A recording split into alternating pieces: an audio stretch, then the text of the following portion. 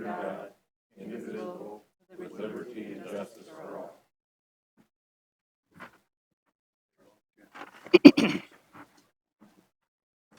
Roll call, Mr. Brennan.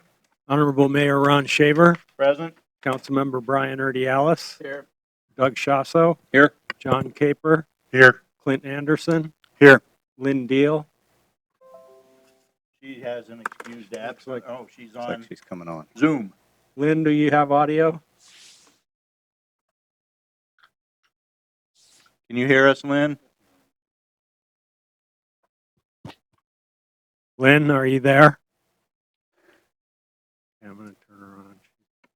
She can hand signal us. Kevin Lindell. I'm here. Okay.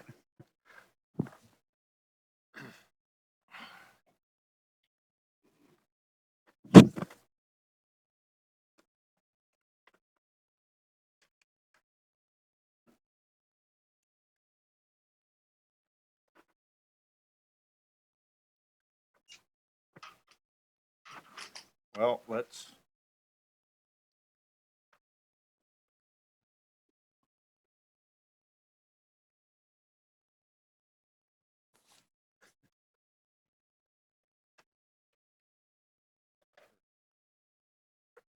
Are you with us, Lynn?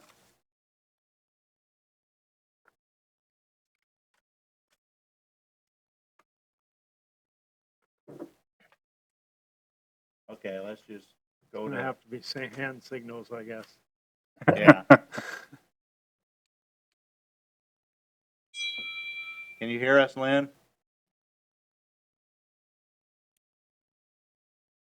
Anyway, first item we have is public comment and audience participation for items that are not on the agenda.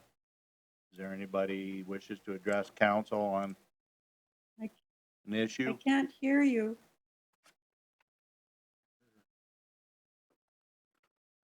Your Honor, there's nobody in the chat room Okay. besides Lynn. Can you hear us now, Lynn?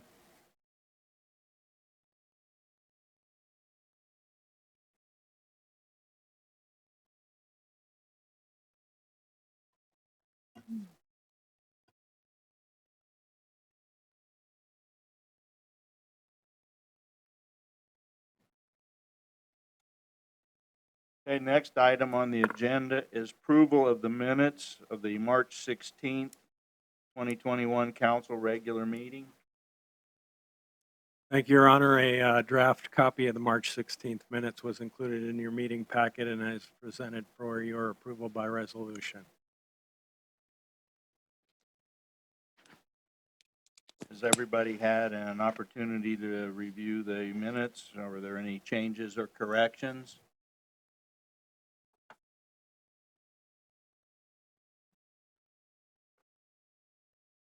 Seeing none, I would entertain a resolution. I'd offer a resolution to approve the minutes of the 3/16/21 council meeting. Second. I have a resolution by Kevin Lindell and a second by Clint Anderson. Vote by roll call.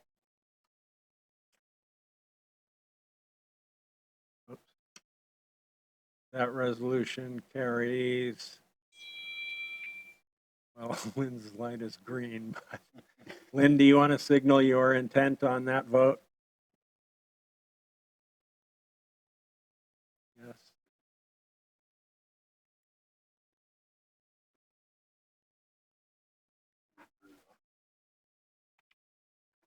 Yeah, just leave it like that. That resolution carries on a vote of 6 to halfway here. I'm here. Okay. Oh, she's I can- there. I can just barely hear you. Say Barely. aye. She raised her hand. Okay. That resolution carries unanimously.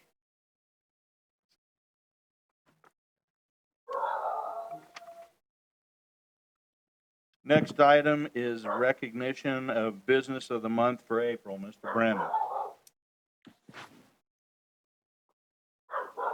Thank you, Your Honor. This evening's recognition is for a fairly new business in Fort Morgan. Stinker Stores started in 1936 in Twin Falls, Idaho. And at first, the gas station carried the name of its founder, Ferris Lind, also known as Fearless Ferris. But the competition complained they were losing business to the company and referred to Ferris in the local papers as a little stinker. The name stuck, and it's been Stinker Stores ever since. In 2016, there were 65 stores, all in Idaho, before they acquired an additional 40 in Colorado, formerly branded Bradley and Savomat. The company spent the last 5 years improving some of the older sites, like the one in Fort Morgan. They also acquired a few stores in Wyoming and are now a regional convenience and fuel retailer with over 1,000 employees. And so the business of the month for April is Stinker Stores at the corner of Main Street and Platt Avenue.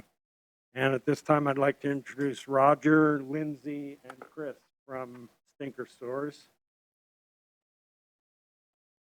If you'd like to come up.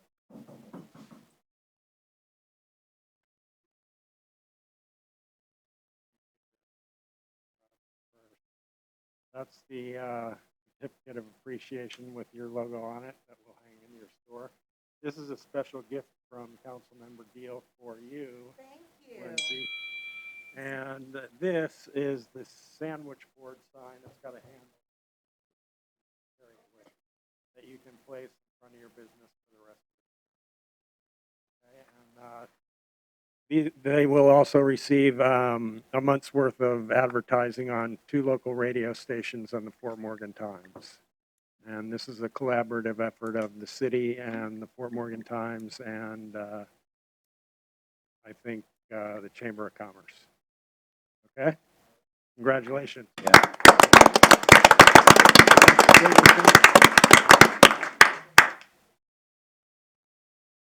Your Honor, members of the council, thank you for this award. I'm Roger Titmus, Stinker Stores. Came here from Boise. I wanted to make the trip in person because this has been a unique project for us in a really good way. Steve Glameyer, Brenda Guggenmoss, and Mike Kirkendall made this project just a pleasure to build from the ground up, even before we did anything on the ground. They were the kind of folks that we're looking for a way to make stuff happen. And, we had to reel back some of our ambitions a little bit, but that's normal. And never did we have to reel them back so far that we thought, gee, what a bummer. We were always feeling like Fort Morgan was doing its best to help us put our best foot forward. And just want to give you guys a huge attaboy for that. So, thank you, Steve. Thank you. And congratulations on the promotion. Yeah, thank you. Well, This thank is- you. I know that Lynn, I don't know if she's able, but I will say for her that one of the big things that we've heard in the community is the big mural you put on the side of the store. Funny That story. is really a nice entrance to the community. Thank you. And I want to give credit to the artist who came up with that. His name is Ward Hooper, and he's pretty well known in Idaho. And we went to him and gave him a lot of themes like our brand and, it's going to be on the sidewalk, so maybe it ought to look like one of those cute little streetscapes you see. And he was wise. We said, let's pay homage to the city in some way, but he made the whole thing about the homage. And, this response tells me he was right. And we learned a lot from that experience that, we do love to be a part of our communities that we are in. And so quickly we're seeing the reward that comes from that. And really do hope it's a win-win for all of us. That was a fantastic way to show your involvement in the community. Thank you. Thank you for seeing that. Couldn't have picked a better subject. What'd she say? Love it. Oh, she, Couldn't have picked a better subject, I believe is what she said, but good. yeah, it's really a nice segue into the community. Lindsay's the store manager. She is going to be the face of Stinker. She does have that same moxie that our polecat Pete has with the gloves and the red nose. Just think of her. Anyway, she wanted to invite you guys or the city, I guess, in general, to be a bigger part of what we do. We I will. would be honored for you guys to come and shop at our store. We have a lot of offerings. We have about 8 employees in the store. Um, they- Just really honored to be a part of this community and run a business within. You got a little stage fright, don't you? Yeah, I She do. was talking to me I'm earlier sorry. about how thrilled she was when the Girl Scouts came, wanted to sell her Oh, cookies there. Yes, And, yes. and I was just telling her that we do a lot of community involvement just because we love being a part of each community when we're, especially in a small town where kind of everybody knows everybody. We'll have a float in the parade and we'll be part of whatever the town is doing at the time. And we know that benefits us. And that's not just why we do it, though. We hope it works out for you guys too. For the benefits of the community. Yeah, Good. definitely. I was really proud to help the Girl Scouts and help them sell 11,000 boxes of Girl Scout cookies. From your store? Yes, That's incredible. It might have been a regional goal. maybe, maybe. But that's what they said. Okay. Oh. Thank thanks you again, for guys. the Yep. business Thank you. of Thank the you. month. Yeah, thank you. Love it. Congratulations. Love it. I'll grab that.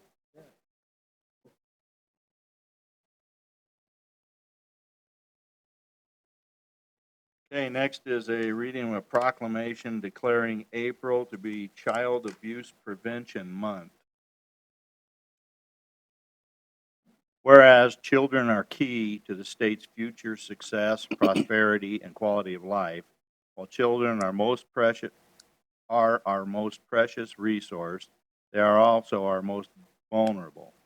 Whereas children have the right to thrive, learn, and grow to their full potential, and whereas the prevention of child abuse and neglect strengthens Colorado families and communities and ensures the opportunity for children to develop in healthy, trusting families, schools, and neighborhoods, and where they consequently builds the foundation of society. And whereas the Department of Human Services is currently implementing initiatives for improving the safety and well-being of children and families across Colorado.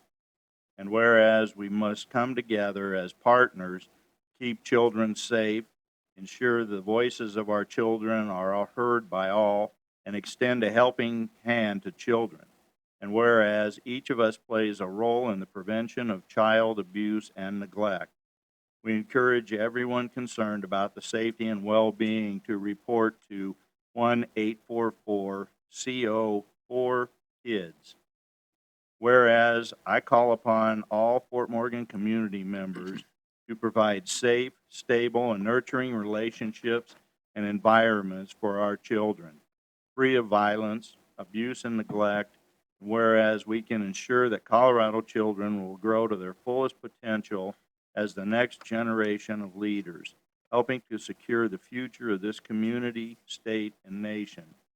Now, therefore, I, Ron Shaver, Mayor of the City of Fort Morgan, do hereby proclaim April 2021 to be Child Abuse Prevention Month in the City of Fort Morgan.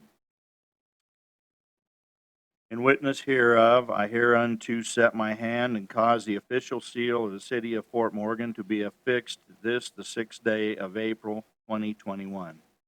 Thank you. And I'm Suzanne Brown from the Morgan County Department of Human Services. I am the intake manager for child protection, and just wanted to say thank you for proclaiming April as Child Abuse Prevention Month. And if you have any questions, that's what I'm here for. Do you have any questions for Susan? All right, I'll take the proclamation. Thank you. There you go.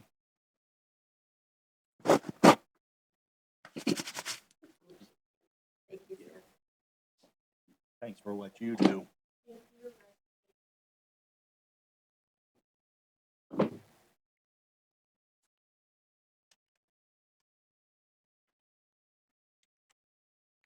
Okay, the next item on the agenda is a public hearing to consider an application for preliminary plat for a major subdivision for Phase 1 of the Bijou Residential Development.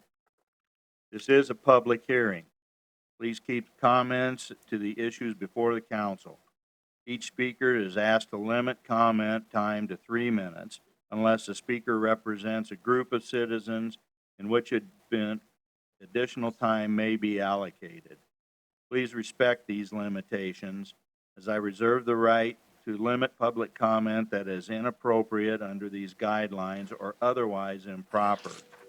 I also reserve the right to limit testimony or questioning that is repetitive, cumulative, argumentative, or not pertinent to the issues, and to set a time limit on the duration of testimony if I determine it to be necessary in light of the number of persons who have signed up to testify. First is the issue of legal notice. Mr. Brennan, was the hearing properly posted? Yes, Your Honor, a legal notice of this public hearing appeared in the Fort Morgan Times on March 18th. Next is the presentation of the application. Mr. Nation. Good evening, Mayor and Council. We've done this procedure before. This is one of the steps that somebody has to go through when we're taking a piece of ground and dividing it up into sellable, lots. And this one has started through the process several years ago. You can read the details in the memo. This parcel of ground is down by the new middle school and is basically everything from the new middle school down to Road Q, bounded by Main Street and West Street. The developer is with us tonight, and Rob Graves, through his corporate, holdings, have wanted to move this forward. We've had a couple different attempts. Rob has made some modifications and changed designers and decided to come back with us with the current plan. So we've started this one through the process, and so we're here tonight to take this through the preliminary phase of this. And so, just like the other ones that are brought before you, we have a whole bunch of criteria that have to be met within our code. And they've done all of the requirements so far to meet the preliminary plat requirements and provided us with those. You can see that the entire subdivision is slated to be 214 residential lots in that area. They're bringing forward their application is for basically a filing number 1, which is just the first 100 lots, with then potential build-outs in a second filing of their subdivision. So we've gone through and looked at their preliminary plat and found that it's meets all the requirements. I try not to bore you with every single one, but those are outlined very nicely. Brenda does a good job with putting that all together in the memos.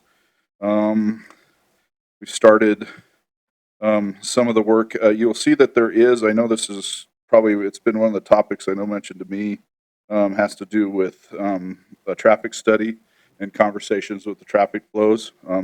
They have produced we did originally have the preliminary draft of this. We just received the final draft, and we're still kind of wading through the conclusions of that. But we have enforced that portion of our code because there has been questions about the traffic. We will still be wading through those findings as we go through the process and work with the developer on what needs to be done as spelled out in that traffic study. So I did want you to know that that has been specifically addressed with this case. This is a full-fledged residential subdivision like we haven't seen in, quite some years with our community. It's so they're looking at having, parks and stormwater, features out in it for containment on site. Obviously having all of our utilities. It'll be, we will run our fiber through the subdivision and everything. So it's the full package as far as that goes. As far as the preliminary plat process, as far as we're concerned in our office, the applicant has met all the zoning district standards and those subdivision standards. Under my comments, you'll see that this has been through the Planning Commission as it is required. It received an approval and request to go forward with the Planning Commission's approval to council. We've done all of our necessary public notice of the project itself. We've notified the surrounding neighbors. We've posted the property and advertised it accordingly.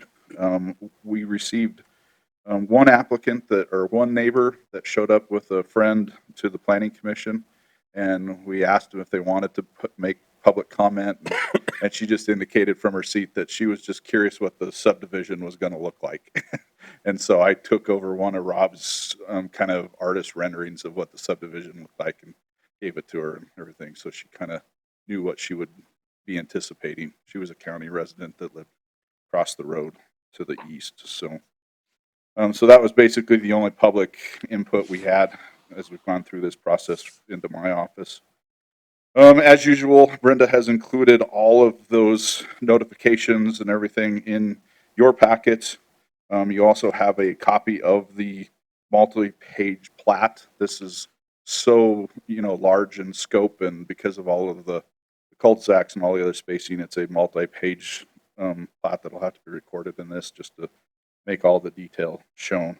So, with that said, we're moving for we're moving for a recommendation to accept the major subdivision.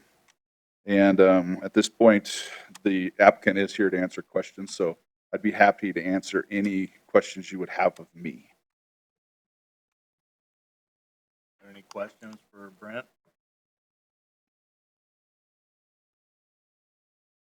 Okay, Excellent, thank you. I'll step Lynn? out. excellent. Next. Can you hear me? Excellent. Yes. Love it.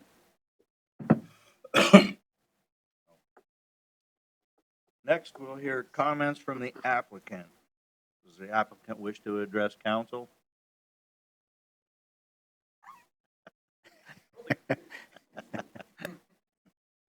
I'm Alan Overton. Thanks, council, for hearing us. We're just here to answer any questions. So, like Brent said, we did just get a traffic study that came in this morning. So we're kind of diving through that with him, and we'll get details figured out there. But yeah, if you have any questions for us, we're here to answer it. Any questions for Alan? All right. This is a process we've been through quite a bit, so Yep. Hopefully the last time, right? So, hopefully. Brent, do hopefully. you have a full drawing of the layout? We've got little sections of plots, but I don't have the overview. Would you have one in your office so we could look at? Yes, I do in my office. I'll come look at it sometime. Thank you.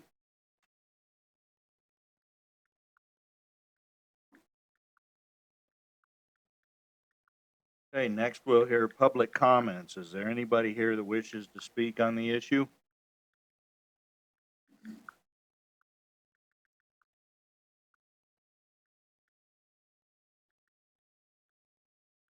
If there's no one that wishes to speak, I would ask the city clerk if you received any comments, written or oral, prior to this. None through my office, Your Honor.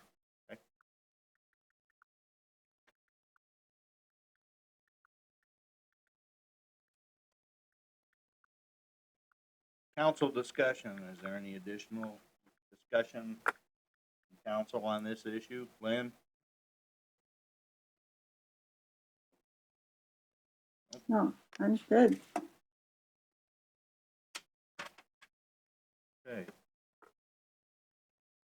Seeing none, if there's no further discussion, I would entertain a motion to close the public hearing. So moved. Who was the second? I have a motion by Kevin Lindell and a second by Clint Anderson. All in favor? Aye. Aye. Opposed? Aye. Opposed, same sign. That motion carries unanimously.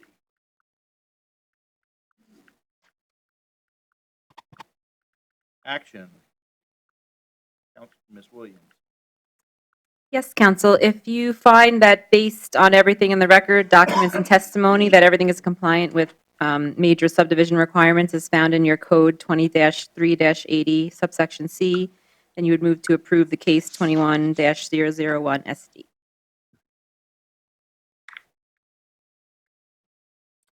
I would entertain a resolution. Your Honor, I'd offer a resolution to accept the preliminary plat for the Bijou Phase 1. second. I have a resolution by Kevin Lindell, a second by Doug Sashow. Vote by roll call. That resolution carries unanimously. Thanks, gentlemen. We can move Thank you very forward. much.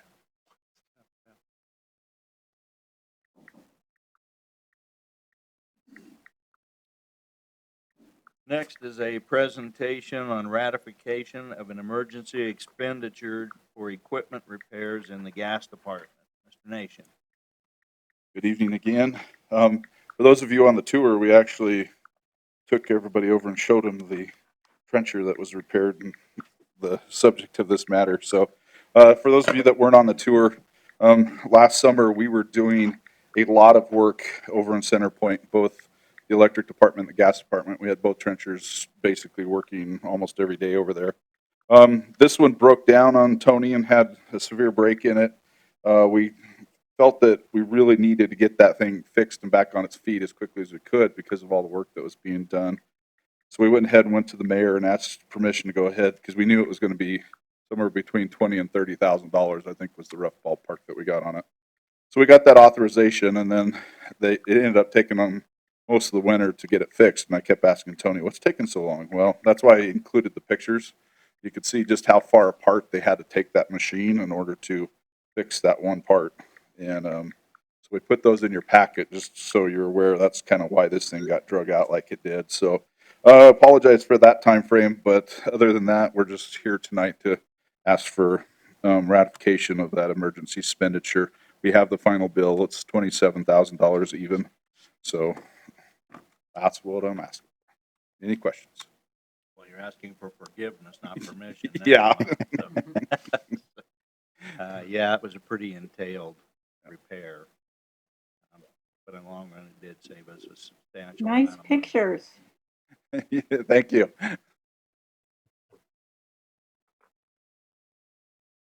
Any questions for Mr. Nation? If not, I would entertain a resolution. I'd offer a resolution for approval of the emergency expenditure of $27,000 to be charged to the gas fund maintenance of equipment and vehicles. Second. I have a resolution by Kevin Lindell, a second by Clint Anderson. Vote by roll call. The resolution carries unanimously. Next is presentation on bids for trash removal services. Mr. Nation. Yeah, me again here.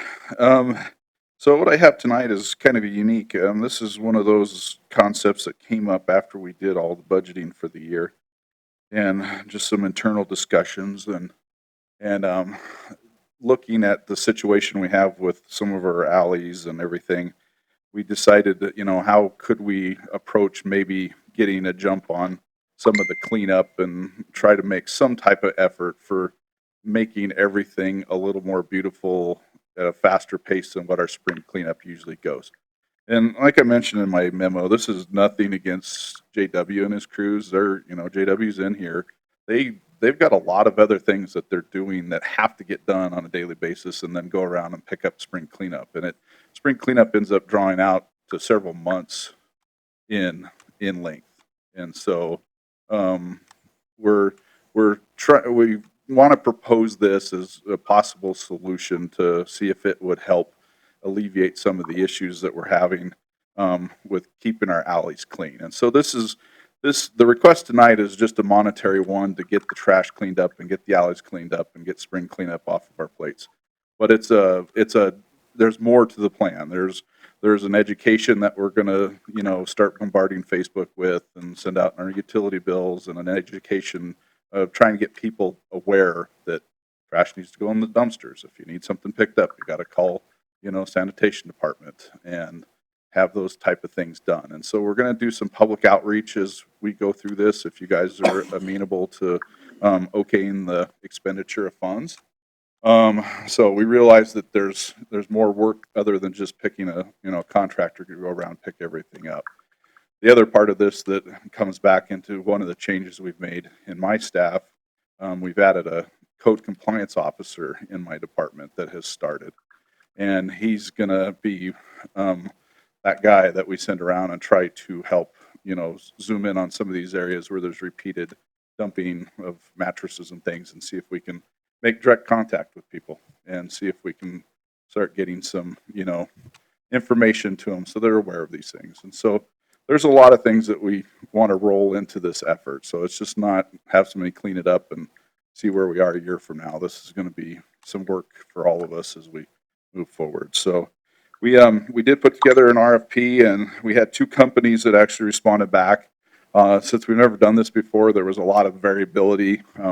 We left the bid kind of vague with some round numbers and everything in it, and so. But we definitely had 2 ballparks. One was almost twice as much as the other when you put the necessary assumptions in it. So I'm here tonight to ask for you guys to approve an expenditure to 2KB Landscaping in an amount not to exceed $40,000 out of the sanitation fund. The obviously we didn't have any line item for this money, but you will see when I come up later tonight that we saved a little over $50,000 on our trash truck purchase this year. So we do have some extra capital money in the fund that's going unused, and so kind of offsets this request if it's approved. So So this will come out of the sanitation yeah, fund Yep. on there. This is basically gonna be clean it all up once, starting point where we can start enforcing the that's the hope. dumping Yes, ordinance. And, yep, that's and the then- hope, is that we can get her cleaned up quickly enough that we can start fresh with, the type of advertising that'll just encompass everybody that's a customer, and then we'll go from there. It's gonna be hit or miss whether this works, but this is, I think, about the best effort that we can make to see if we can start solving this problem, because as Lynn is aware, and, she has graciously taken pictures of numerous piles of mattresses and just things that have been dumped. And so, yeah, we're going to try to get that all squared away and see if we can move forward with a clean start and see where we're at. Is this going to be the entire city of Morgan Alley, or like? Yes. Yep. No, the entire city. Do we have a timeline of when it will start, when it will? If you guys approve the expenditure tonight, we will get a contract in front of them tomorrow, and then they'll have basically 4 weeks. So, Wow. yeah. There's a bunch of it on all the alleys. Yep. So that's just for their services. We're still on the tab for the dump. We're still on the tab for the dump fees, but that's in the budget Right. because we always take spring cleanup up there. It may be a little larger, but so. Another component of this that I'll point out too is that we're also going to take a look at the dumpsters themselves. And so if there are dumpsters that are in need of being replaced, then we're going to replace them. If there are lids that need to be replaced, we're going to replace those. And we're really just trying to give the alleys a complete, fresh coat of paint, if you will. And then it's the education piece that we're really hoping can take control and just let people know that, what they're doing is harming the city and their neighbors, and really hope that they'll understand there's a cost to this. And they, it's $40,000 to make this right. And we don't want to have to continue to do that year over year. It's not sustainable if we have to do that. This is kind of an effort to curtail some of the mattress dumping in the alleys. That's that in part, yeah, for sure. But there's appliances, there's tires, Yeah. there's you name it, right? I mean, the pictures Lynn brought in are quite telling. I won't show all those to you tonight, but I have them all on a thumb drive if you'd like to see them. But we're going to use those photos in our marketing campaign as well. So. Do we still, I'm sorry. Can we work in conjunction with the PD and do DNA on the mattresses? Figure out where they came from. I'll talk with Lauren off channel on that. We're gonna work We need with the We county need to people. start a 'cause I know business that of costs- recycling mattresses. We have an ordinance, I think, don't we, for county Yes. people dumping stuff in town? Absolutely, Yeah, ordinance. you have to be one of our, customers in order to use our trash receptacles, but it's tough to catch them in the Oh, act. I mean, absolutely, absolutely. I know at one time, there'd been discussion about getting, cameras to surveil problem areas and stuff like that as far as enforcement. That's still part of the we've, Discussion or? yeah, no, well, we kind of bring it up, but it's tough to, we've got surveillance cameras in other places that we keep track of things, and it always seems like we end up with the same thing. Nothing's ever high enough quality to be able to identify just exactly who has done it, or, it makes it obvious that somebody brought something out and just laid it there, but, so we could kick that idea around a little bit. If this just flops, that may be something we have to do. I mean, the end all solution to preventing the issue in the alleys is just to remove the dumpsters from the alleys. And communities have done this.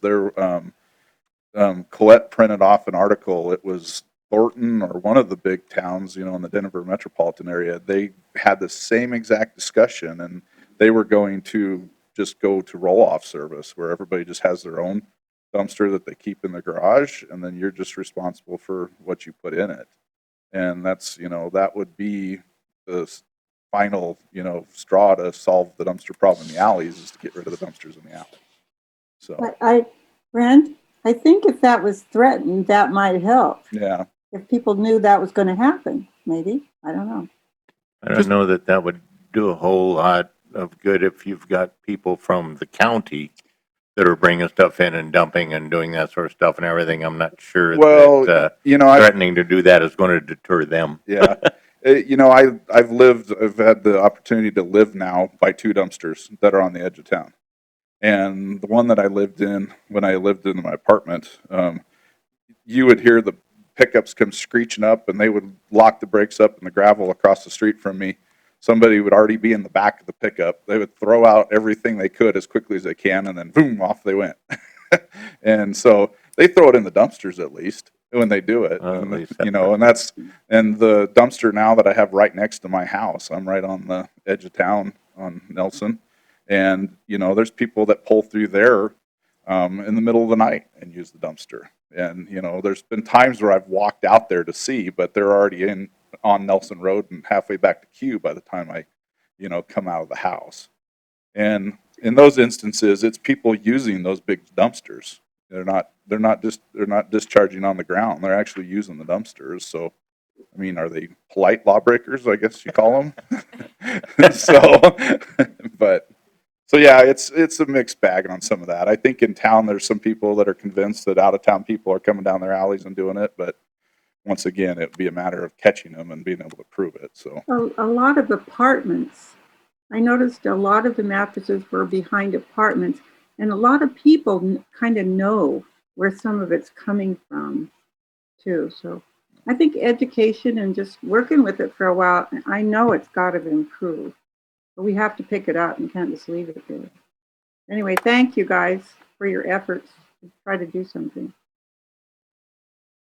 I also think, Your Honor, we're working along with them. We had a conversation at our supervisors meeting last week where we have in the past always reported to them when we have graffiti and stuff. We're seeing a lot more graffiti, and I think that's kind of gotten lax on our end. We're going to be reporting to the street department more often, and hopefully we can get some of that cleaned up.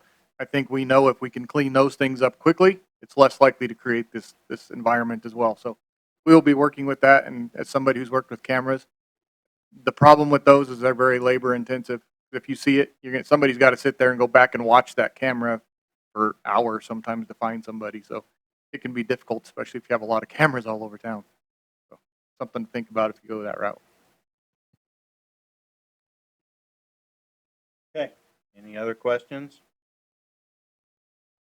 Seeing none, I would entertain a resolution. I'd offer a resolution to accept the bid from 2KB Landscaping and Excavation for trash removal services for the sanitation department for a total not to exceed $40,000.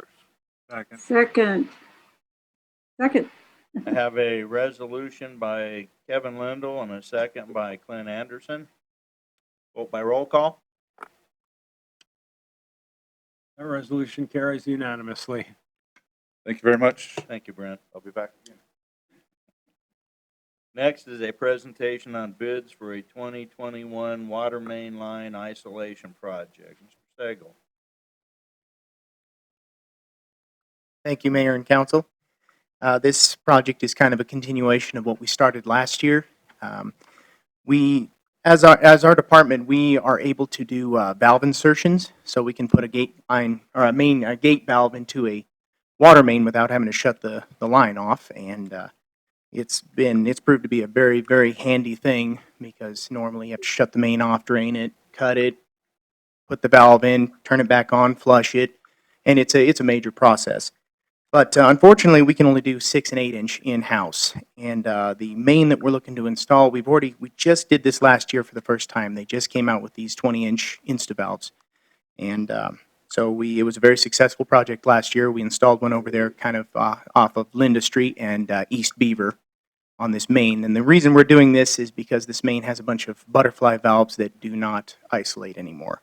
So, and this main is kind of one of our large mains that kind of feeds everything, including our industrial park and so on and so forth. So we definitely don't want to have to isolate it unless we absolutely have to. So these new InstaValves came about last year.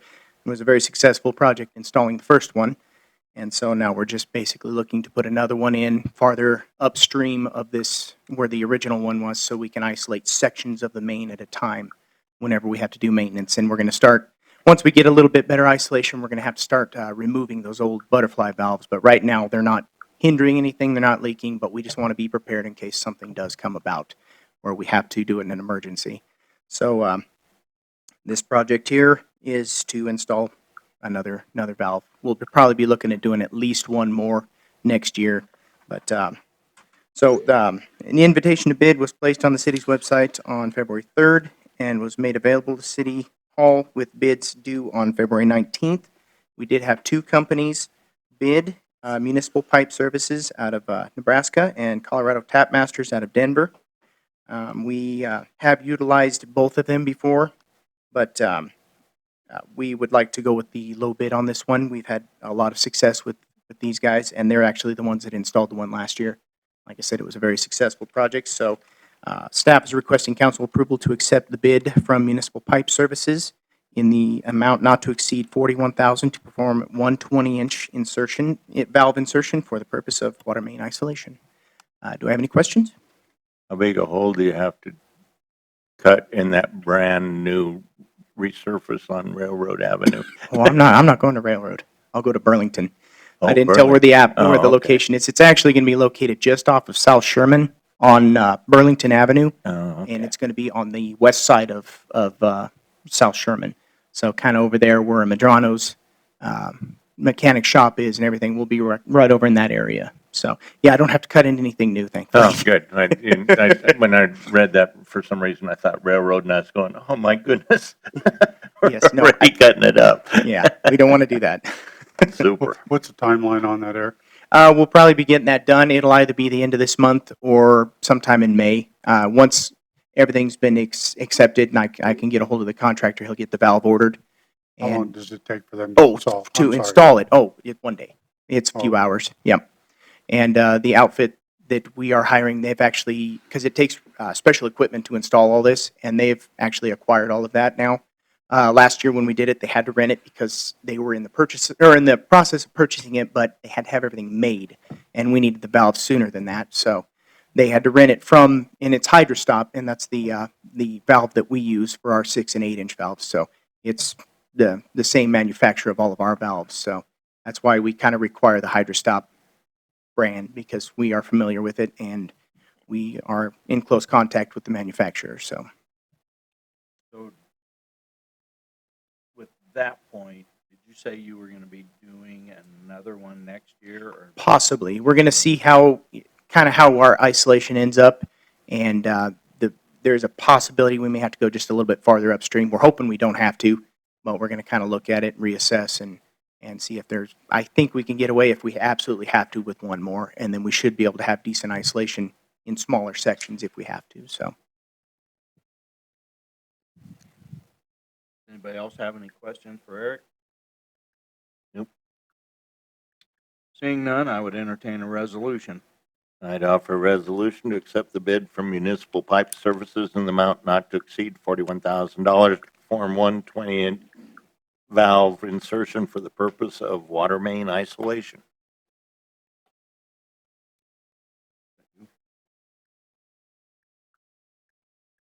I have a resolution by Kevin Lindell, a second by Brian Urdialis. Vote by roll call. That resolution carries unanimously. Thank you very much. Thanks, Eric. Next is a presentation on bids for the wastewater collection system relining project. Thank Welcome you. back, Mr. Sagal. Okay, now on the other side of the spectrum, we are continuing with our relining project that we've been doing since 2017. It's been extremely successful with that. Basically, if you're not familiar, relining, we just take the existing line without having to excavate anything, and we run a liner through it. They inject it with or it's already injected, but there's an epoxy inside it, and when they inflate the liner inside the main, and then they run a UV lamp through it, it hardens it, and it's basically, they've said that it's actually stronger than PVC pipe that we would install traditionally if we were going to excavate and replace the main that way. And it saves a lot of time, and it's overall it's a lot cheaper because you don't have to put landscape back together. You don't have to put asphalt back in, rebuild an alley, anything of that sort with traditional excavation. And in a lot of these cases, we've had to do them in areas that are in people's backyards where we actually don't have access to excavate unless we're going to start tearing fences, garages, and anything else down just to gain access. So it's basically they just need access to the manhole itself on the upstream and the downstream, and they're able to run the liner through it, and yeah, it's good to go. Within a day, they can do usually a 500-foot section, and then they send a little robotic tractor camera through there, and they can go and they cut the inside of the new reline out and reinstate the sewer taps that are existing.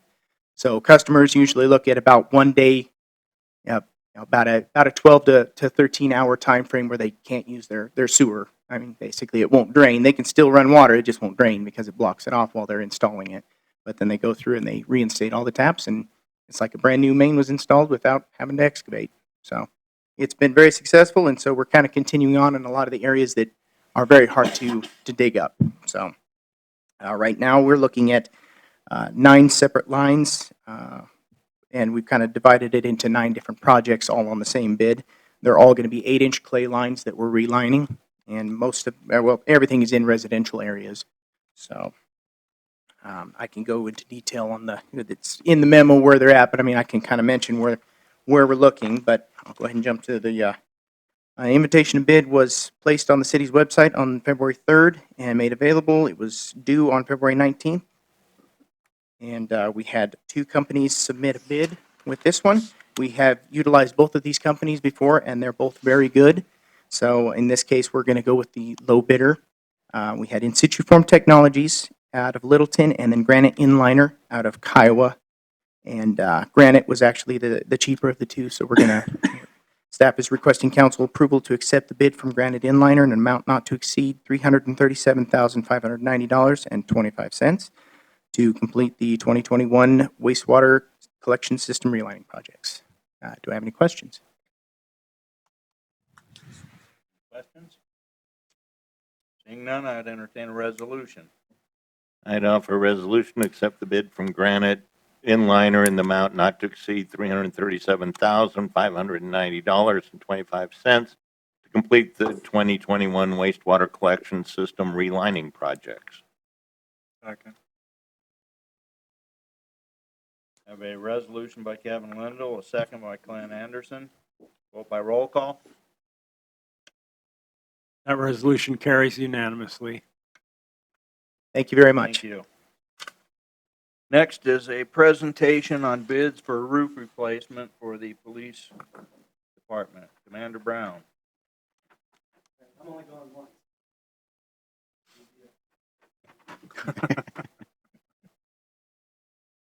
Okay. Just to give you a little background on our roof. It's in desperate need of some replacement. We have many leaks. The other day when we had the snowstorm just before the big one, and it warmed up real quickly, it looked like someone turned the water faucet on and it was coming through the roof into our janitorial closet. We have a lot of spots that are damaged inside the PD as a result of the leaking roof. So we're requesting to get it replaced completely. So we went out to bid on February 25th at about on 2021, and I closed it at March 30th per city policy. Let me back up a little bit. We did put in the budget $150,000 to accomplish this project. And as you all know, we are also trying to replace the HVAC system as well. So part of the bid process was that they had to work in conjunction with the HVAC company that we chose. I received a total of 10 bids, most from email, one regular mail. The company that we decided to go with was Spartan Restoration for a total of $105,947.72. That includes the replacement of the roof as well as the buildup of the curbs for the HVAC system. If I get this approved, we're going to have a pre-construction meeting to make sure that everybody's on the same page and we're all getting along at that time. Like I said, we originally put $150,000 in there based on the bid that we had and potential issues that we may run into as far as ISO board being replaced, cover board having to be replaced, and maybe not being able to use all the cap flashing. It could potentially run us another $33,736. So based on that, I asked that we not exceed $140,000 on this bid, and ask for you to accept the bid proposal by Spartan Restoration out of Inglewood, Colorado. So the 106,000 didn't include all of the No. replacement of the end caps and. We don't know. We did 2 core samples. They looked okay from where we took the core samples, but there are spots around the RTUs that definitely show possible or shouldn't say definitely, but show possible damage underneath, just based on the way the roof sits and the slope. And there's a scupper on both sides on the north and south walls that are higher than the roof is, so they don't drain properly, and it's caused some damage to the roof in those areas. So not sure what's going to be the damage underneath there once they start tearing all that decking and stuff off.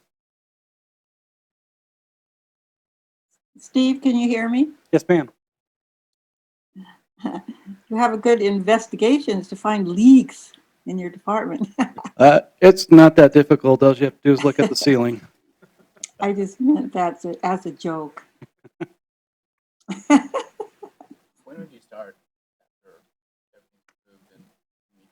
Well, like I said, we're going to work in conjunction with Tolan, the company. So we're still waiting on when the RTUs are going to come in, and so we're kind of waiting on that. And then because I know the roofing company could start tomorrow if we approved it tomorrow, but I can't do that until I can make sure that we're all on the same page.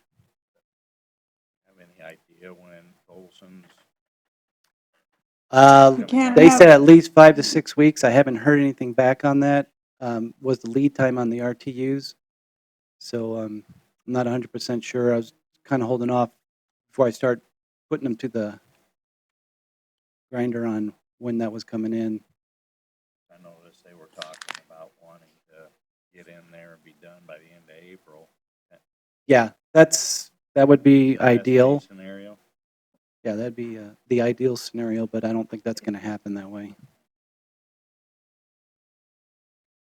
Any other questions for Commander Brown? Seeing none, I would entertain a resolution. I offer a resolution, we accept the bid from Spartan Resources of Inglewood, Colorado for a cost not to exceed, you said 140? Yes, sir. $140,000 for roof repair. I'll second. I have a resolution by Kevin Lindell, a second by John Caper. Vote by roll call.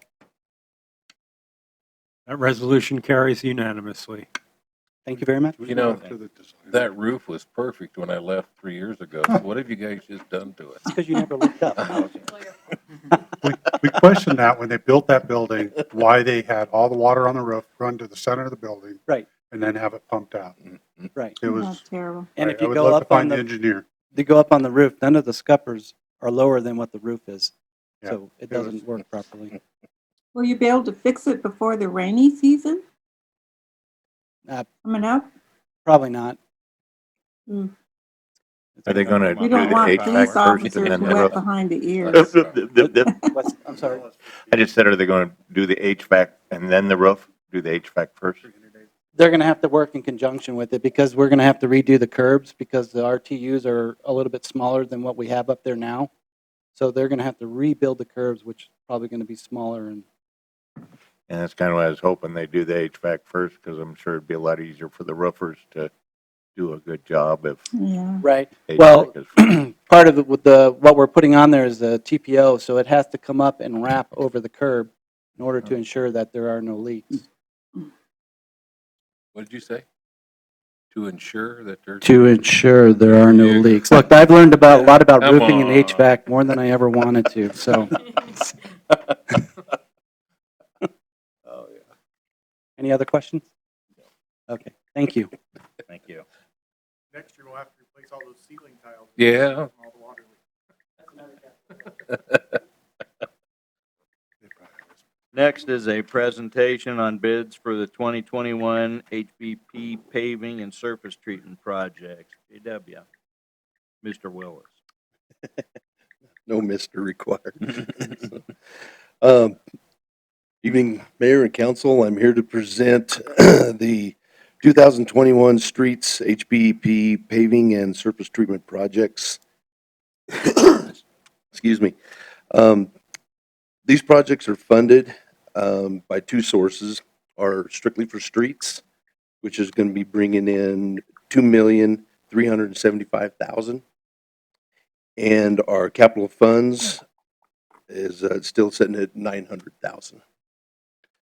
So we had a request for bids placed on the city's website on February 26th, and we had a pre-bid meeting set out for March 10th, and bids are required to be submitted by March 29th. We have a variety of applications we're going to be doing this year. We're going to be doing some rebuilds, some mill and overlays, chip seal projects, HA5 treatments, and we were trying to do a heat and repave, which we was going to try to do last year too, but again, this year we didn't get a bid on that project. So, which it's going to involve Riverview Avenue, but we've got a way to continue to get that project done, even though that bid didn't come in. So contractors were allowed, with all these, contractors were allowed to bid on any item that they wanted to, depending on their expertise and qualifications. So the following contractors bid on the rebuild and overlays were Martin Marietta and Simon Contractors.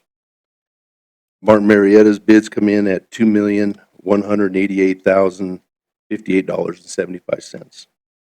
Simon's come in at $2,308,112. And so we were looking to recommend Martin Marietta for that project. Like I said, one of the projects that we were wanting to do was the heat and repave on Riverview Avenue. So since they didn't put a bid in on that, we would be able to have Martin Marietta add $357,242 to do actually a mill and overlay. And that'll be from Platte Avenue, or no, excuse me, on Riverview from Main Street all the way to Sherman Street. What we'll do is mill that off about 3 inches. We'll lay down a geogrid mat and then do an overlay, kind of similar like we did on Railroad and what we've done on Sherman Street. We'll be able to save that old base that's underneath the street, and we'll have a good road for several years yet. And the following contractors submit a bid for the chip seal was A1 Chip Seal for $93,425.55, and Vance Brothers for $107,049. So we would be asking for A1 Chip Seal to receive that one if they have low bid. The HA5 treatment, it's a high-density mineral bond, and it's going to be a new product that we're trying out this year. It was Arendale Construction was the only one that bid on that one, kind of specialized towards them, and it's $70,276.88. So staff is requesting council approval to accept a bid from Martin Marietta Materials for amount of $2,799,830, and that's a not to exceed. For the chip seal project, we'd like to award it to A1 Chip Seal for an amount of $102,768, not to exceed. And for the HA5, we'd like to award it to Arendale Constructors for $77,304, not to exceed. What's the process on that Andale? What is it that they, You said it's a new process? Yep, it's like is it like a slurry seal? Yeah, it's like it's a seal coat, slurry coat, if you will. I've got some experience with this. We did use this in Delta on a couple of subdivisions, and I've seen it used in some other communities. Greeley, for instance, has used it, and down on the Front Range, there are some communities that use it. It's a proprietary product, but these guys come in and clean the street. We crack seal ahead of them, and then they'll come in and they actually, it's a 24-hour process that you have to stay off the road. So when they come in and lay this down, no traffic allowed for 24 hours, unless it's an emergency. And so they're really good about working with the residences in the area to find them, parking and also to shuttle them back and forth to their homes. Let's say, for instance, somebody has gone grocery shopping and has things that they need to carry to the house. They actually bring in some ATVs that they can drive on the sidewalks or in the areas where they can get into the homes, and they'll shuttle folks back and forth. And they provide that service until they can open the road back up. If it's an emergency situation, all bets are off. They know that. They just remove the barricades and emergency services come in, and then they just come back in and retreat at their cost. So a good company, the same company, Andel Construction, did those subdivisions in Delta. They were really, really good to work with. A good group of guys, and do a good job of notifying the residents of what's going on and being available to them 24 hours until they can get out of there. So it's basically just a thicker slurry seal It type is. of a Yep. process, then? And I can tell you, I was skeptical when we did this in Delta and actually sent my young engineer to St. George, Utah, where they had done some roads about 10 years ago, and you cannot tell that they were done 10 years ago. They look brand new today. So it does last. The two things that will ruin a road are water that gets in through the cracks and sunlight. Sunlight breaks down that asphalt mixture, and so this takes care of the sunlight issue. And then, of course, it's on us to take care of the water issue with crack sealing, regular crack sealing. So it works really well. I was impressed. It's held up well in Delta. The roads that we did 5 years ago, you still can't tell that they're, that they were 5 years old. They look as if they were done that day. Wow. I'm impressed. I'm a believer for sure. Steve? Yeah. Steve? Yes. Just so it doesn't come up, the product doesn't get on the cars once you open the road? Yeah, it won't. You know what I'm? Yeah. Steve will be cleaning my car. I think that's what people hate the most is when Right. they put stuff down and let the cars do the rolling in. Yeah, I think that's in part why there's a 24-hour cure time for this material, to make sure that we don't have any tracking of the material. Yep. That's good. And we're going to try this on a variety of streets. We're going to put it over some of our recently chip sealed streets, one of our recently rebuilt roads, one that's been rebuilt for about 7, 8 years. So we'll kind of get a good variety of how this product will work on different situations. Now, this cheaper than With, overlay, About the same as chip seal. same as chips. Mm-hmm. Yeah, pretty close. Yeah, it's a competitive with a chip. The thing you don't get with HA5 that you get with chip is a new wearing course. That's what the chips are for, right? They give you a little bit of a traction, if you will. So they try to do HA5 on a road that is still fairly new, that has good wearing course already on it. It's not polished. A lot of the aggregate's not polished. So if you've got a road that's within that first 5 years to 10 years of needing a surface treatment, this is a great product for that. If a road's 10 years old, a chip seal is really good for that. It gives you that wearing course again. I got a couple questions for you. First of all, difference between rebuild and overlay. Okay. Rebuild doesn't have a good base, so you have to redo the base then too, or? Right, yes. Like one of them that we're going to do is, well, Balsam and East Railroad Avenue are both going to get water mains put in them. And if you drive down those streets and you can see where the alligator cracking is really bad, the seams and stuff are bad, that's a good indication that the subsoils are failing. So we'll go through after the water department's done, and we'll mill all that off, and they'll take it down an extra inch to a tenth, and then they'll put in like fly ash or cement stabilization. So we'll be putting our streets on a good base, and that's the whole secret behind it, is to get putting your good oil on something that's nice and solid. Then- For years. My other question, I talked to Steve about this, and he said you were aware of it, but just so that citizens know about it. The chip seal on 7th, we were riding bikes on that the other day, and for something that's only a year or two old, I don't remember exactly when we did it, it sure has a lot of cracks in it. Yeah, we'll go back and we'll reseal those.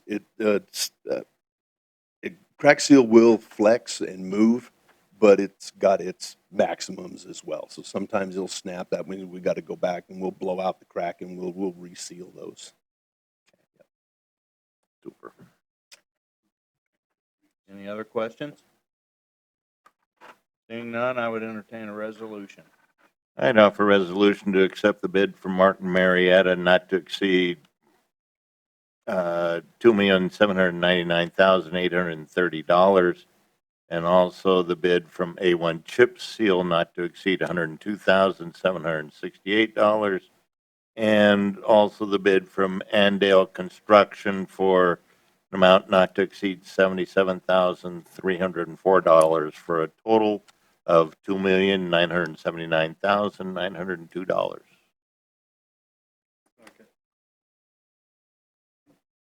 Have a resolution by Kevin Lendl, a second by Clint Anderson. Vote by roll call. That resolution carries unanimously. Thanks, DW. You bet. Thanks, Thanks. guys. We'll see you. Next is a presentation on bids for a tandem axle refuse truck and a Packmore compaction body.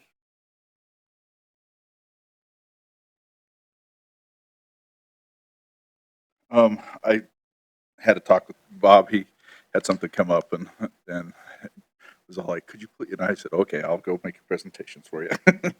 So I'm here to handle a couple of bids for the sanitation department. The first one is basically a new refuge truck. So for those of you that haven't seen this before, no, I think we've done one of these just about every year. We go out to bid for the actual truck unit, and then we have to go out to bid for the actual compartment and the packer and all that stuff. And kind of typical for this, there's kind of specialized equipment and everything. So we do have years that we only received the one bid, which was the case again that we had here. We did receive a bid from McCandless International for the truck part of it, and their bid was $85,797. And then the Packmore part of it was from American Transportation. their bid was 121,000, but they'll give us some $15,000 worth of trade-in on the old unit. And so the entire bid price to them would be $106,070. And so we're looking for approval for those tonight from you. I will make you aware that the lag time on these because of COVID is ridiculous. This will be another one of those that we'll order it now and get the price locked in, and it probably will not get here until sometime next year. We're just already being made aware of that. So we're still waiting on the truck from last year that we bought, I think, or did we? Yeah. So slow process, but we got to get them locked in at the price that we got or can afford, and so that's what we're doing. So that's what we're asking for tonight. Any questions? Any questions?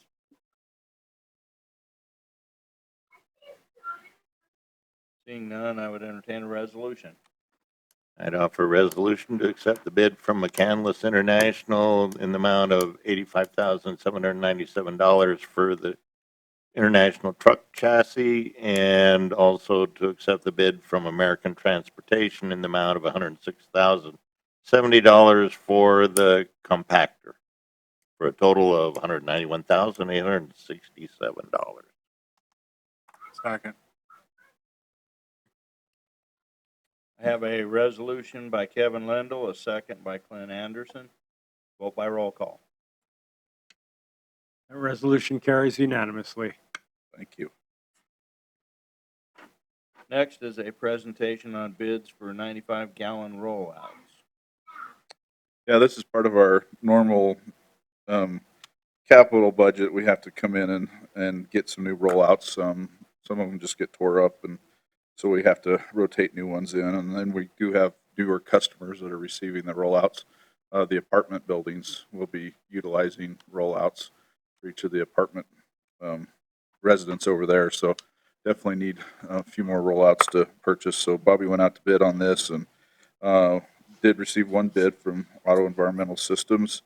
Their total bid for 200 of these was $12,700. So we're looking for approval to buy from Auto in the amount not to exceed $12,700.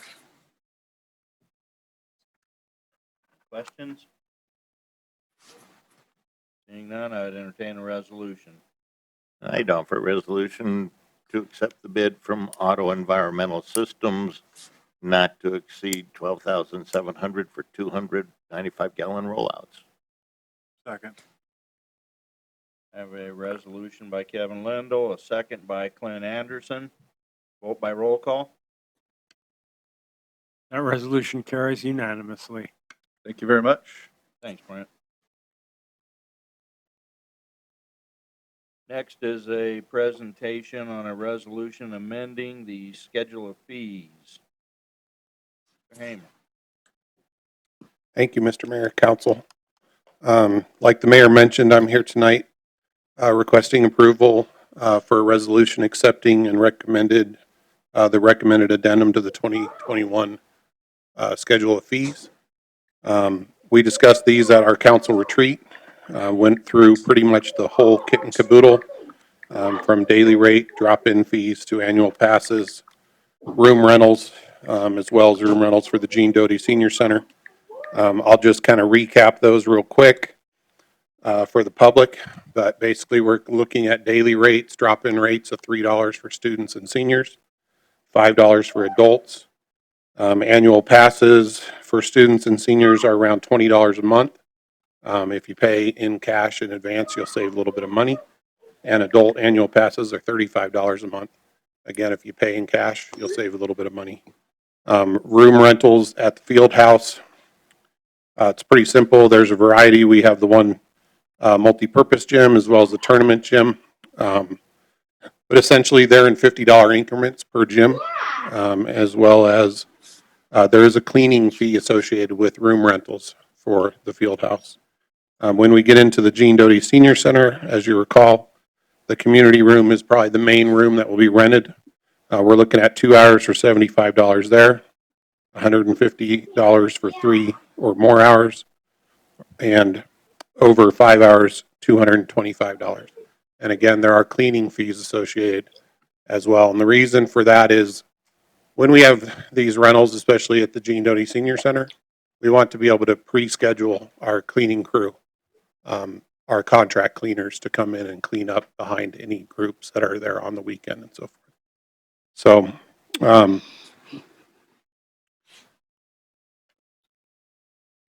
the other thing we discussed at the retreat was our city employee policy and extending a benefit package to city employees where they would receive complimentary access to the field house, to the golf course, and to the pool. So that is a change in the rate schedule as well. It'll strike out the wellness fees from the golf course and change things a little bit at the pool, as well as create the policy for the field house. Any questions? I had one that I thought might be worthwhile to establish some uniformity in senior definition, because I noticed that at the rec center, senior is 55 plus, but I think at the golf course it was 60 plus. I don't know what Well, it is at the, Let's call it 55 plus across the board. that's what I was going to say. I think you That got to sounds have good. uniformity, and that's exactly what I was going to say. I don't think Yeah. you can really tell people that are 56 and 57 that have been doing that all of a sudden they're out. So I think that's excellent advice, and as we work on some policies at the golf course we're hoping to bring to you later, we'll include that in our new policy book. I have a question on the room rent. For the exercise room, it says 35, and then you talked about the cleanup. Then Right. if you skip ahead a couple pages to the top of page, it would be page 30, where it says rec center classroom is $15, and rec center damage deposit is $100. Okay, that would be referring to the armory, Okay, because and those would have to be struck. I didn't see those. that basically there's Right. like 1, 2, 3, 4, 5 line items, and 3 of them say armory in parentheses, and 2 of them do not. Okay. I will have to go back and review those. I missed those.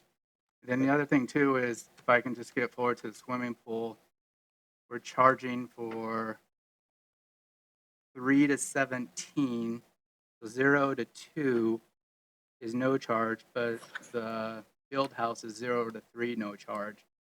I know what Doc was saying, can we just do a 0 to 3 all across the board, like on 55? Seeing as that's part of the fee schedule, I would think we'd have to come back on that one because it would be a separate resolution. I don't know. Isn't this a resolution for all fees?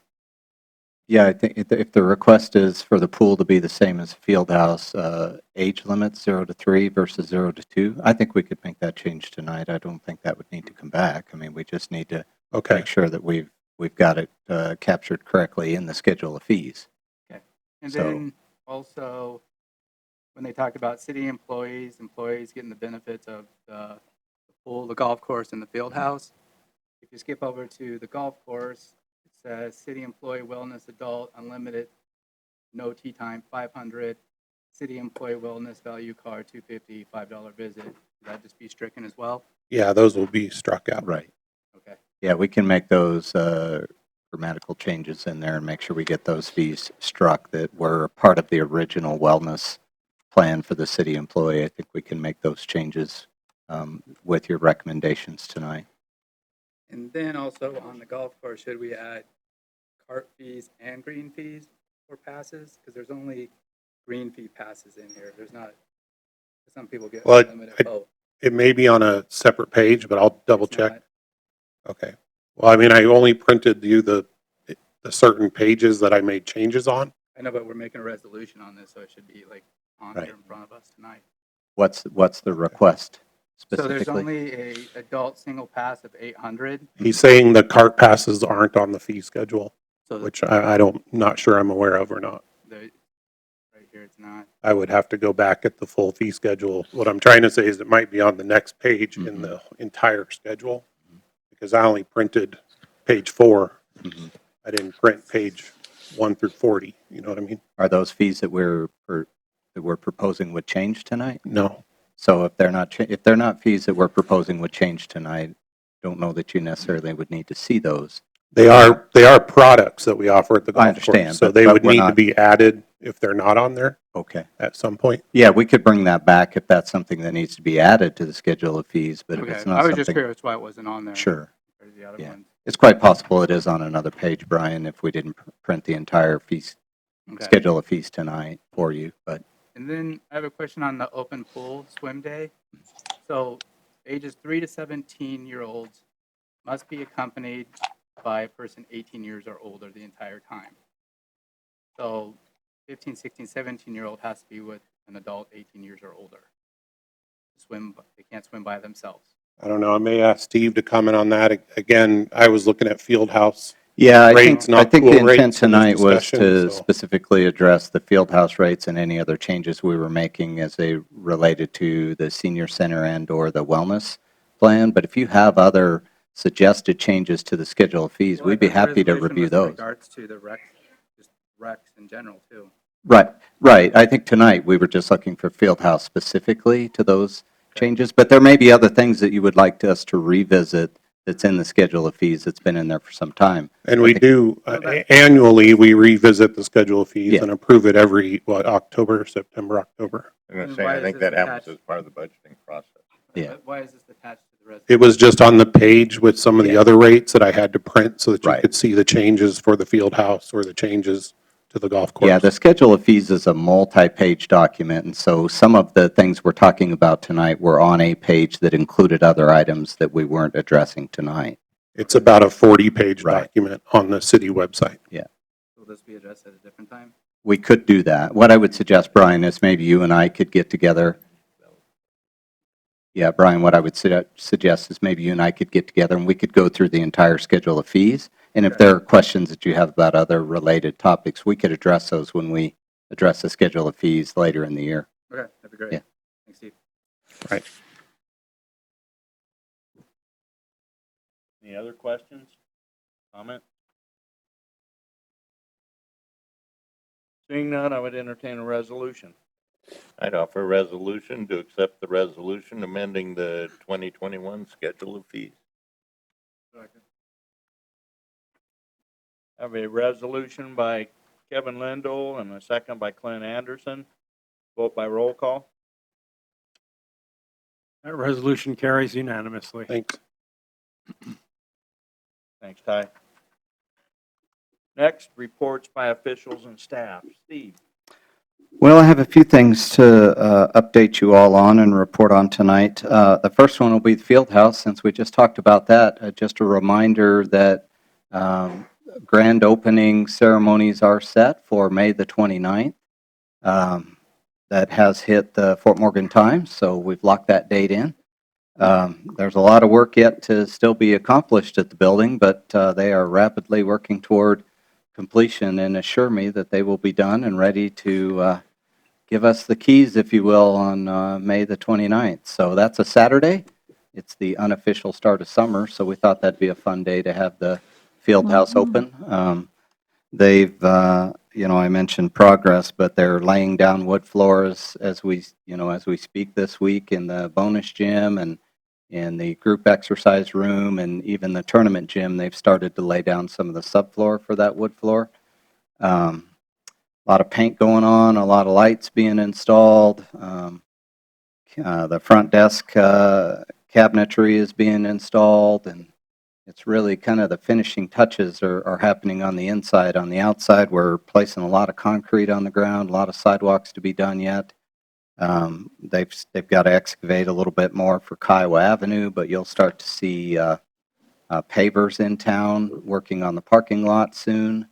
And so we are getting close, but we are 8 weeks from grand opening, and I'm a little nervous, but we're pushing them every day to get things done, but it's pretty exciting. If you'd like to get inside there, if you haven't had a chance to see the inside, I'd love to take you over there and give you a tour. I've had the opportunity to do that with a few of you, but and we're also, that's scheduled on our regular tour dates as well, so if you want to wait for that, you can certainly do that. But yeah, a lot of good, exciting things going on over there on that project. Apartment project's going well. As also, they've finished the third building and got a certificate of occupancy for that, and it was already rented.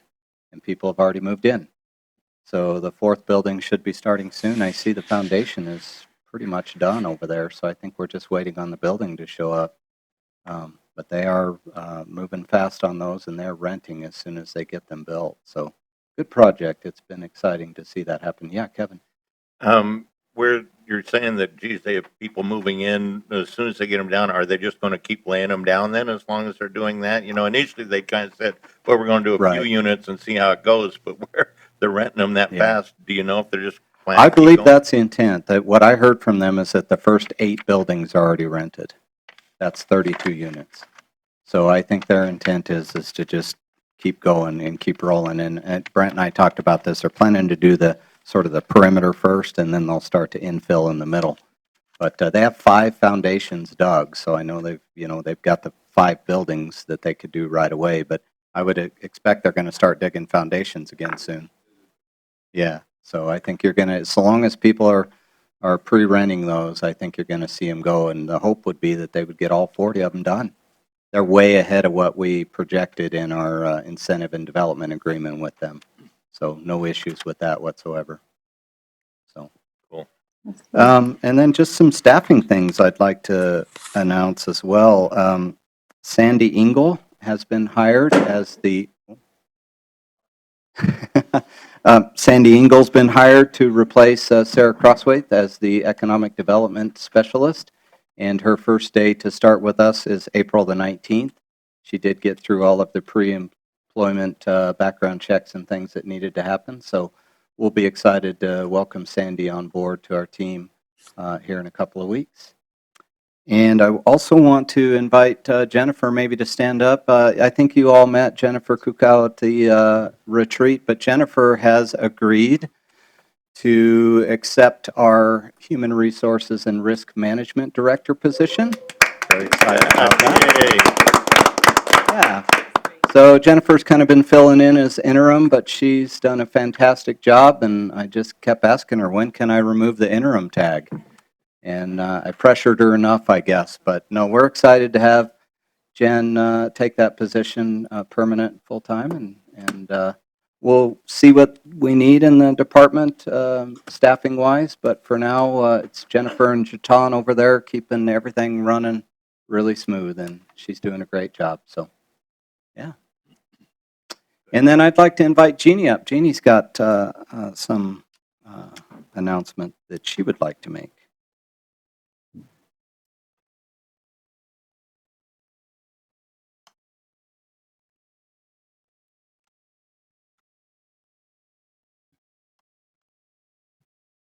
So short. Good evening, Mayor and Council. I just wanted to inform you that I am planning to retire. September 1st will be my last day. I really appreciate the opportunity to work for the people of the city of Fort Morgan and to work with the staff. And I especially appreciate all the people I have worked with in finance and utility billing. I know this is a long notice, it's like almost 5 months away, but it is something that the city manager requested of me. He thinks it will take a while to fill the position, and he wants an opportunity for me to do some training of the person. I hesitated to give such a long notice. I've never done that before. I think it portrays an exaggerated sense of my own importance. Like I think I'm all that, and no one can do what I do. Any of us can be replaced tomorrow. We know that. But as I got to thinking about this, there's kind of an advantage to giving a long notice. You will all have plenty of time to select some really nice retirement gifts. And I would be happy to help you out by registering at like Neiman Marcus or even Walmart, if it would make it easier on you guys for your shopping. So just want to say, she who laughs, laughs. Thank you. Thank you, Jeannie. Thanks, Jeannie. Well, thank you. Yeah, thanks, Jeannie. I want to thank Jeannie for years and years of service to the city of Fort Morgan. You know, I've only been here not quite 4 years, and clearly Jeannie was here when I got here and doing a great job then. And I think it's going to be 10 years by September. Is that correct? Almost. Yeah. And that's a long time to give service to any employer or industry. And just really thankful for the work that Jeannie does every day and the work that she's done over those 9 years. And sad to see her go and sorry to see her go, but also excited for her, right? That's the goal in life, right? Is to work to live, not live to work. And she's reached that milestone. And so it's exciting while sad as well. So congratulations, Jeannie. And I do appreciate the extended notice. That's really helpful for me. It takes, you guys know, for some of these positions up to 6 months to get somebody in them. And I don't think it'll take that long. We will start the search here as quickly as we can and try to get somebody in so that there is some time that they can spend together and Jeannie can help educate and train her replacement, if you will, into that position. But yeah, I appreciate it, Jeannie. Thank you very much. Yeah. And I think that's it for me. Anybody else? Okay, that's it for me. Thanks. Anything from council?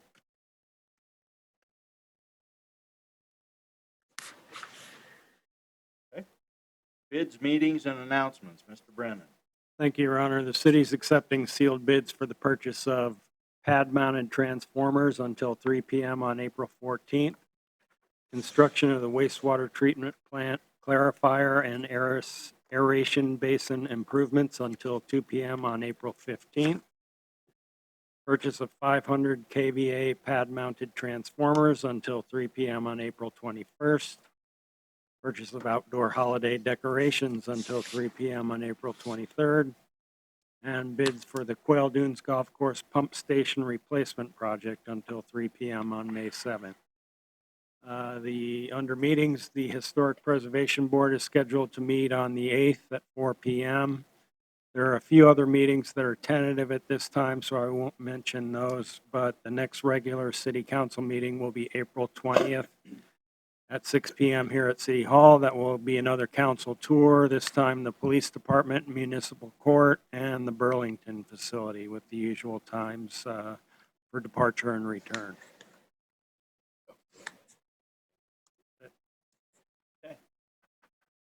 Nothing else come before the council. This meeting is adjourned. Thanks, Lynn. Thank you. I haven't got any water.